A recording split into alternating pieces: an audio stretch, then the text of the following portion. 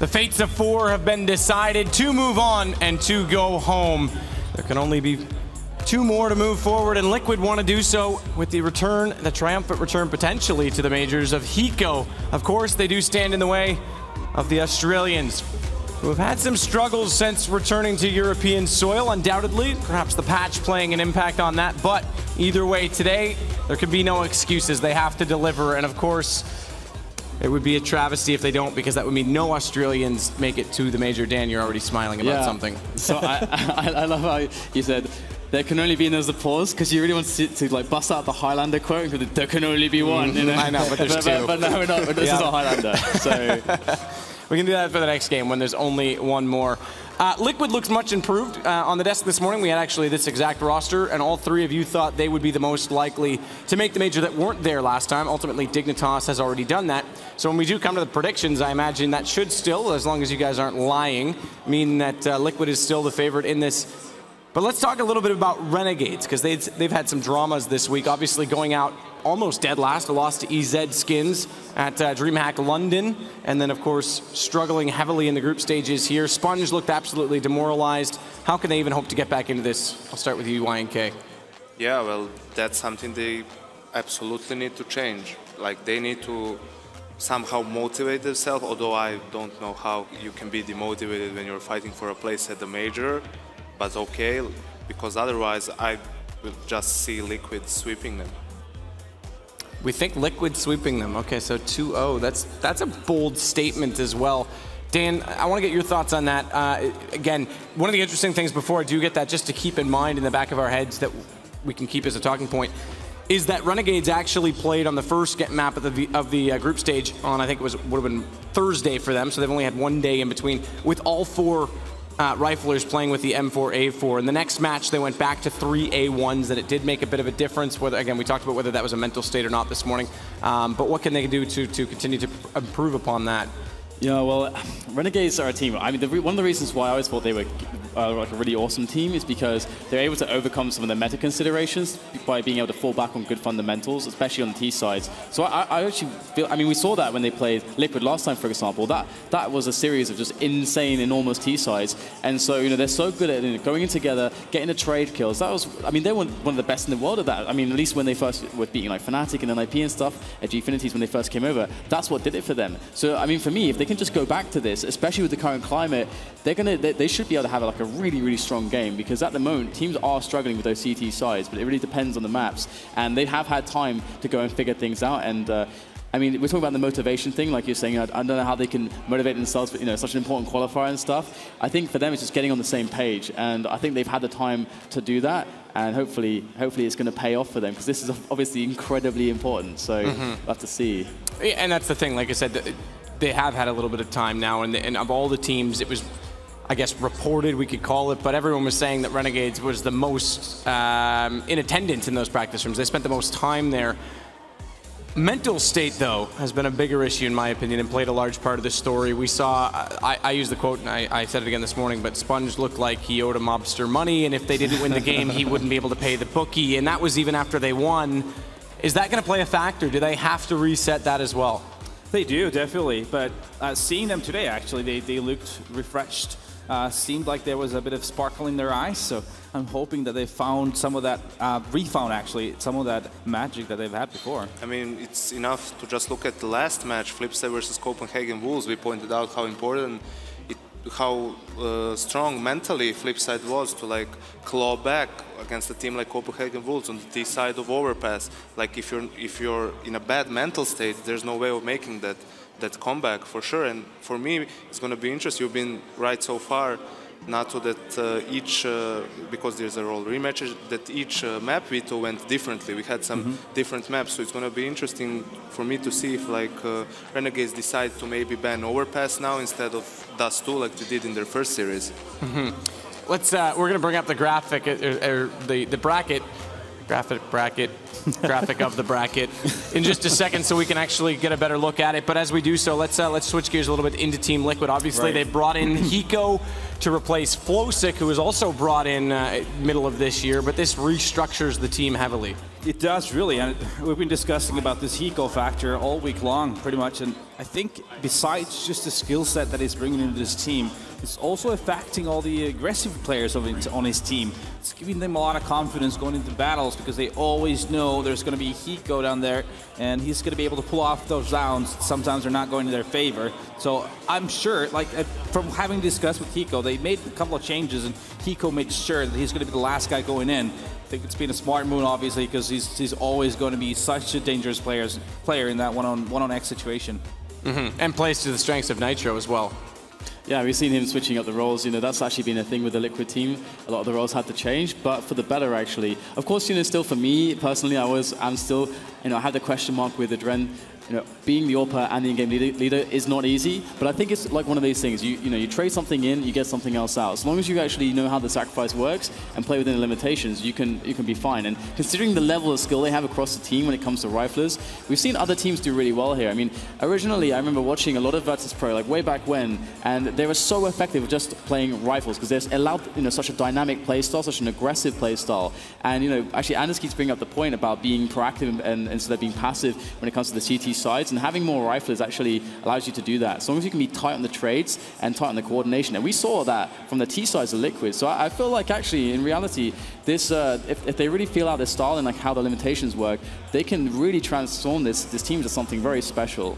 Sponge had an interesting quote earlier in the week in regards to this previous matchup, again, another rematch on the day, where he said they had better execution, but we are the smarter team. We have more diversity on our T sides, and he really thought that if they could get their CT sides going, that in this particular match, they would come out on top. We're gonna get into that a little bit more. Right now on stage, Paul is ready to introduce both teams before what I consider the match of the day. I was worried that I was gonna be called another name, Matt. He's gone with Tarzan today, Medusa. Like, I'm feeling really, really upset. But we're going to move on from that because we've got another awesome match coming between two titans of Counter-Strike. That would have actually been a good pun if Titan were playing. They're not. They're already through. But it doesn't matter.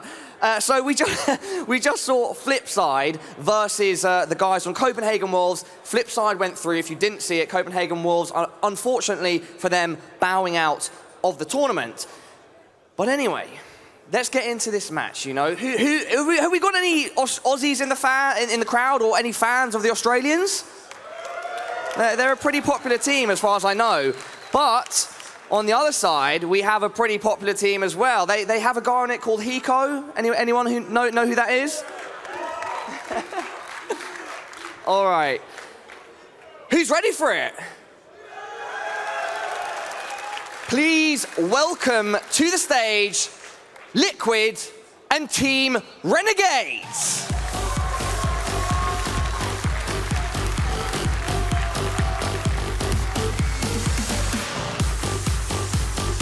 Good luck to both of these teams.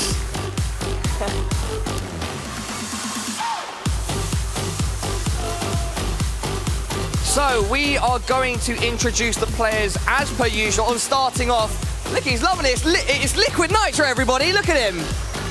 What a pretty young man. Got pierced ears and everything. Up next is the legend, very popular streamer and just all-round Counter-Strike legend, Hiko. Yeah. Thirdly is the captain of the team, Mr. AVP, as they say in Europe, AWP master Adren. Or Adrian. Maybe I got the pronunciation wrong. Is that better? Up next is Elige. This guy, many people don't know. What's so funny, Sponge, mate? Your time will come, all right? And Elige actually came from StarCraft, if I'm not mistaken, which is very respectable, switching games. Up next is Fugly. Amazing kills. Him and Nitro have been performing beautifully this whole tournament. And yeah, we're going to move on to the Aussies. Starting off the Renegade squad is JKS. This is a guy that's known to frag very, very well. He is known. Gomez, their coach, is laughing at them. What's going on right now? Secondly, we have someone so fashionable, so smart. The crowd are loving it, and it is, of course, Havoc. And now, just look at him. The flag, the hair, of course it is Sponge. I'm sure he has some fans in the crowd. And now, fourthly, we have a guy that made one of the best plays of the tournament a couple days ago. It is AZR. If you don't know what I'm referring to, it was an amazing ace. And then lastly, but certainly not least, it is Yam. Again, the guy, what's yam? It's a yam. It's a vegetable, right? Something like that. Anyway, so can I get Sponge over from my and Adrian. Can we speak? Can we speak? Yes, we need to speak to people from each team. You can stand however you want. Look, you can see yourselves there. Let's compose ourselves. Adrian, all right, so I've got some questions for you guys. You won the previous series with these guys, 2-1. It was close at times, but convincing in others. What do you think is going to happen this time? I think it'll play out the same. Is there any particular reason why that is? I think we're ready for the adjustments that they're going to try to make, so I think it'll come down to the same kind of play that we both played, so yeah, it'll be the same. Adjustments, have you made them? Have you been looking back on what happened in that previous, matchup? Nah, we've just been trying to get our swagger back. Nothing was telling us we need to walk with a bit of attitude. We need to get back to the original Renegades Vox Eminor vibe that we had, and if we can bring that, we're going to trash these American noobs. Oh! Have you got a response to that? We're going to come out hot T-side and 12-3 them again. Okay, well, I had a few more questions, but I think that's a pretty hot note to end on. If you could shake hands. Yeah, good luck. There we go. Best of luck to Renegades and Liquid. We are going to get into this game. The crowd, you guys are awesome right now. You're getting so loud, and we're going to head back over to the desk. I want more of that. Can that interview go on until there's fists being thrown? That was great. I also want some of whatever the heck Paul is drinking. He might have been at the bar strike a little early doing those player introductions, but I'll take some, please. First and foremost, it was blatantly obvious. Sponge, that swagger is back. So the mental fortitude we talked about not to, this could be a good sign for them. Oh, definitely. I mean, it's just great to see because they've been sort of shallow. I mean, we've been watching them just almost cry while they're playing, and that's not the team that we're used to seeing. The mental side of this game is so big and influential. So, yeah, it's great to see that they're actually super hyped about it. Yeah, and I've like 2 points here because there's two other aspects to this, right? So one of them is you can have high highs and low lows with this kind of stuff. We discussed this already with teams that get really, really vocal. You hear them screaming every round, yeah, we're running around, great job, guys. And they're all screaming and just shouting and so on and so forth. But then when stuff goes badly, then it starts to quiet down. You get this really big up and down, and that some teams don't handle that so well. And the other thing as well about this team is that we do have some younger and more inexperienced players, despite the fact that they are really good, like JKS and Azza, for example, the two younger and more inexperienced players. But these guys might not be as easily able to cope with some of those lows we're talking about, because that's what we're talking about. Flip side, that team has got Markov on it, got these people who've got so much experience. They're very mature individuals. They're quite much older players. So that's the dynamic going in, I think. I don't know what happened. Maybe Sponge got his salary yesterday, so he paid back that mobster. But whatever it is, now I'm much more excited for this match. I think it's going to be an amazing match right now. The other interesting aspect of this, Dan, is you talked about experience. Although Renegades have now been at multiple majors, they haven't really made it through to the arena stages of those. Yeah. They haven't played in front of a big crowd like this. But the same can be said for Liquid, who have even less LAN experience. And much like you said about Renegades, the highest of highs, the lowest of lows, they're a very momentum-based team as well. And they tend to go kind of silent when things go against them. To be honest with you, Hiko's really brought a lot of that bit of a banter into the team. They're joking around. They're having a good time. He's calling out his opponents when they're not doing great and making his teammates laugh. And that's always going to be important, and keep the mood light, similar to what you have in a practice environment, so everyone's feeling comfortable. And I feel like with that experience that he has, he's really brought a lot of it into this team. Yeah, well, they're definitely going to have to actually zooming in on this guy. This is a guy I want to highlight. Fugly, CT sides in particular. We talked a lot about their T sides. He is a very smart rotating player. He's usually very good with his timings. He's going to have to step up as well because it was their CT sides on Cobblestone that let them down last time. do believe we're going to see that. I know you saw the video already. We haven't seen it yet on screen. If they've got it, they'll bring it up, I'm sure. But if that is the case, then Cobblestone's going to be a map that's seriously in question because both teams struggled severely. Actually, okay, so there it's on that screen. It's not on our screen. There we go. No. I mean, why should we see it? Doesn't matter, right? So Train goes out. Liquid take that first. Follow that up, Overpass. So that's a slight change. It leaves Mirage in as the decider, but Cash and Cobblestone, these two teams did play before. Yeah, taking out Overpass makes a lot of sense. Renegades got destroyed on that map, so that's a good call from Renegades. Yeah, those are the first two maps, they're Cash and Cobblestone. Those are the 14 maps, both of them, from the last time these two teams played. And Mirage is actually a map that Liquid have always been very, very comfortable with. And, you know, judging by immunities, you know, confident on Mirage, you know that Renegades are going to have a strong Mirage game as well. It's been a map Liquid's picked up a lot previously, coming to international events, but falling short, I think, pretty much every single time.